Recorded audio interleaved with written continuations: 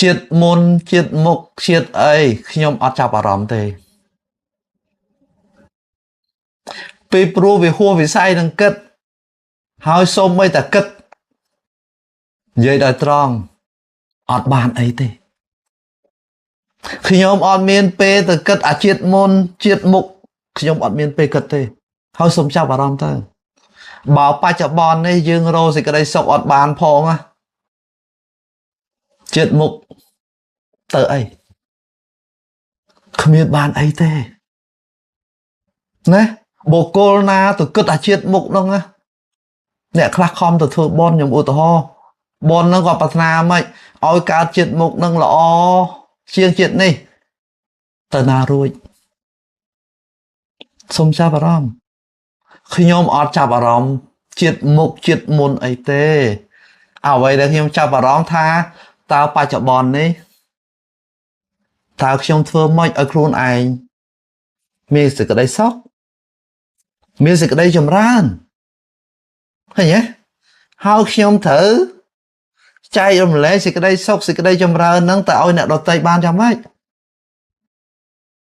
ពីព្រោះខ្ញុំជឿថាសេចក្តីល្អរបស់ខ្ញុំ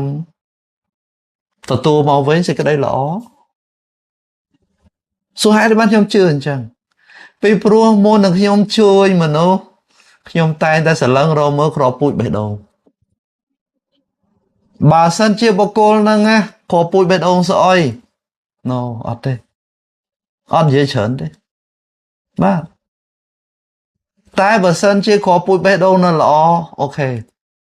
ជួយមានន័យថាម៉េចបុគ្គលនឹងនៅមានសច្ចៈនៅក្នុងខ្លួនគ្រាន់បើបុគ្គលនឹងនៅមានខន្តីនៅក្នុងខ្លួនគ្រាន់បើណាបុគ្គលនឹងនៅមានកតញ្ញូនៅក្នុងខ្លួនគ្រាន់បើដែលអាចដោះបានខ្ញុំជួយអញ្ចឹងរឿងអ្នកណាថាពូពុទ្ធប្រាប់ថាសូមកុំជឿតាមគេថាសូមកុំជឿតាមគម្ពីរសូមជឿដោយការពិចារណាដោយខ្លួនឯងពេលព្រោះជីវិតយើងមានតែយើងទេដែលច្បាស់លាស់ពីជីវិតខ្លួនឯងអញ្ចឹងអ្វីខ្ញុំបដោតលើជាតិនេះឥឡូវនេះជាពិសេសតើខ្ញុំធ្វើអីបានដើម្បីឲ្យខ្ញុំរីករាយដើម្បីធ្វើឲ្យខ្ញុំមានសេចក្តីសុខមានសេចក្តីចម្រើនបាទហើយមួយទៀតតើអ្នកណាខ្លះដែលមានបញ្ហាហើយត្រូវការជួយពីខ្ញុំ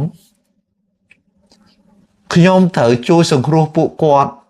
ទៅតាមលទ្ធភាពយ៉ាងម៉េចខ្លះនេះគឺជាអ្វីដែលខ្ញុំបដោតខ្ញុំអត់បានបដោតជាតិណាយ៉ាងម៉េចអត់ទេយើងត្រូវយល់អំពីពាក្យថាកម្មមានន័យថាអំពើប៉ុន្តែអំពើវាចេញពីអីវាចេញពីចិត្តកាលណាយើងនិយាយពីចិត្តគឺចេតនាហើយបើសិនជាអចេតនារបស់យើងចិត្តយើងនេះឃើញតែភាពអវិជ្ជមានបាទសួរថាតើអ្វីដែលយើងធ្វើទៅវាមិនចេញអវិជ្ជមានអញ្ចឹងបានខ្លួនខ្ញុំ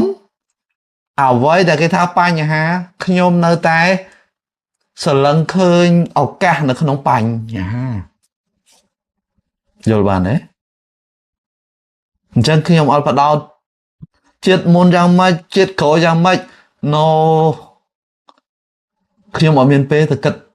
អាឡវោះដែរវាអត់ចាំបាច់សម្រាប់ខ្ញុំផងហ្នឹងវាអត់បន្ទាន់សម្រាប់ខ្ញុំផងហ្នឹងបាទអត់ទេដល់ពេលចឹងខ្លួនខ្ញុំមិនខ្ញុំពេញចិត្តទៅនឹងជីវិតខ្លួនឯងខ្ញុំពេញចិត្តទៅនឹងអ្វីដែលខ្ញុំមានខ្ញុំពេញចិត្តទៅនឹងអ្វីដែលខ្ញុំធ្វើជាតិក្រោយមិនហួសវិស័យនឹងគិតហើយគិតគោអត់បានប្រយោជន៍អីដែរយល់បានទេ